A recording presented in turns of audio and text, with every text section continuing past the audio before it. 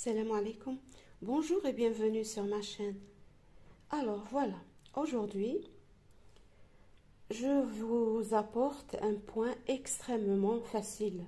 Vraiment, il convient aux débutants et aux grands débutants ou débutantes. Il suffit de savoir faire une maille en l'air, une maille serrée, c'est parti. Avec ce point, regardez sa beauté.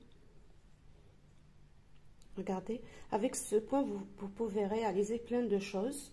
Par exemple, des couvertures, des plaids et des couvertures, des châles, des écharpes, des sacs aussi, parce que c'est un point assez serré. Bref, c'est un point qui sert à tout. Voilà, alors ici, je vais travailler avec du fil assez épais, disons. Pas trop, mais c'est de la lise Superlana Maxi. Voilà, regardez ce fil. Alors moi ici, pour avoir un travail souple, je vais le travailler avec un crochet numéro 10. Voici les 20 chaînettes. J'ai commencé par un nombre pair, donc j'ai fait 20 chaînettes. Je vais compter 1, 2, 3. C'est-à-dire, je laisse ces 3 mailles et chaque maille, regardez, c'est comme un V. Donc je viens faire une maille serrée dans la 4e maille en l'air à partir du crochet. Voici la maille serrée. Maintenant je fais une maille en l'air, je saute une maille et je vais sur la maille suivante, je fais une maille serrée. Ce point, c'est une répétition de maille serrée et de maille en l'air. Une maille en l'air, je saute une maille et je vais dans la maille suivante et je fais une maille serrée. Une maille en l'air, je vais dans la maille suivante et je fais une maille serrée. Une maille en l'air, regardez comme c'est facile, je saute une maille et je fais une maille serrée et ce jusqu'à la fin de la chaînette. J'ai fait l'avant-dernière maille serrée. Alors voilà, je fais une maille en l'air, je saute une maille et sur la dernière maille qui me reste, je fais une maille serrée. Ce que vous devez retenir ici, c'est que chaque rang commence par une maille serrée et se termine par une maille serrée.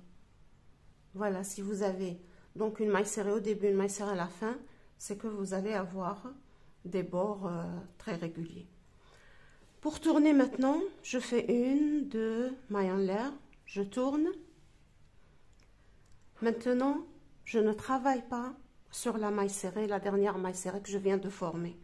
Je vais dans cet espace qui est formé par la maille en l'air. Là, je pique le crochet et je fais une maille serrée. Une maille en l'air. Je ne touche pas à la maille serrée que je rencontre. Maintenant, le rang numéro 2 se travaille dans les espaces. Alors, une maille serrée, une maille en l'air, je saute la maille serrée, je viens dans l'espace et je fais une maille serrée. Une maille en l'air, c'est-à-dire dans l'espace formé par la maille en l'air, je fais une maille serrée. Et sur la maille serrée, je fais une maille en l'air. Ensuite, dans l'espace, une maille serrée, sur la maille serrée, je fais une maille en l'air. Ensuite, je vais faire l'inverse au tour numéro 3, je vais vous montrer. Alors, je viens ici dans l'espace, je fais une maille serrée. Une maille en l'air, je viens dans l'espace, je fais une maille serrée, une maille en l'air, une maille serrée, une maille en l'air, une maille serrée, une maille en l'air, une maille serrée, une maille en l'air et j'arrive ici. Regardez le dernier espace. Attention, hein, attention, là c'est une remarque très importante. Regardez la maille serrée, comment elle est formée. Regardez comment elle est formée. Il y a un petit trou ici et le V de la maille serrée, regardez-le. Entre les deux côtés du V, il y a un petit espace, un tout petit trou. Voici le V. Et là, il y a un petit trou. Attention, c'est ici, c'est toujours la maille serrée. Regardez là. C'est toujours la maille serrée. Alors là, voici notre maille serrée. Ce que vous pouvez voir. Alors là, c'est l'espace formé par la maille en l'air. Et ici, c'est l'espace. Et voici la maille serrée. Donc, si vous allez piquer dans cet espace, c'est-à-dire vous allez piquer dans la maille serrée, et vous allez avoir des points en plus, et votre travail ne sera pas régulier du tout. Alors, après avoir fait ma maille en l'air, je viens dans l'espace ici, formé par les deux mailles en l'air, et c'est là que je dois faire ma maille serrée, dans cet espace. J'espère que vous m'avez compris. Alors, je tourne en faisant 2 mailles serrées, je tourne mon travail. Alors, regardez, voici la maille serrée que j'ai formée en dernier, ma dernière maille. Et voici l'espace formé par la maille en l'air. Voici la maille serrée. J'ai dit, il ne faut pas piquer ici au milieu. Non, attention. C'est là que je dois faire mes mailles serrées. Ensuite, voici la maille serrée. Je ne pique pas au milieu. C'est très important. Je pique ici dans la maille en l'air. C'est tout. Sinon, le reste est très simple à faire. Alors, je vais alterner maintenant. J'ai tourné avec 2 mailles en l'air et je tourne toujours en faisant 2 mailles en l'air. Je viens dans ce premier espace que je rencontre, je laisse la maille serrée, je viens dans ce premier espace et je fais une maille serrée. Une maille en l'air, dans l'espace une maille serrée.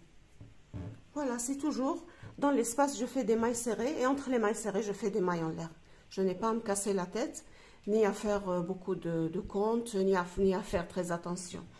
Moi, ce point, je l'utilise souvent pour faire des plaids, des couvertures, parce que ça va vite et quand je sors en promenade ou dans un parc, alors dans la voiture, si ce n'est pas moi qui conduis, alors je prends toujours avec moi ce point, le projet avec lequel je fais ce point, parce que ça ne demande pas d'attention particulière. En plus, vous pouvez l'utiliser pour travailler vos points foncés. Là aussi, vous n'allez pas vous tromper. Donc, voilà. C'est un point très, très facile et qui rend service. Alors, je vais dans l'espace. Je fais une maille serrée. Une maille en l'air. Dans l'espace, une maille serrée. Une maille en l'air. Dans l'espace, une maille serrée. Une maille en l'air. Dans l'espace, une maille serrée. Une maille en l'air. Dans l'espace, une maille serrée. Une maille en l'air.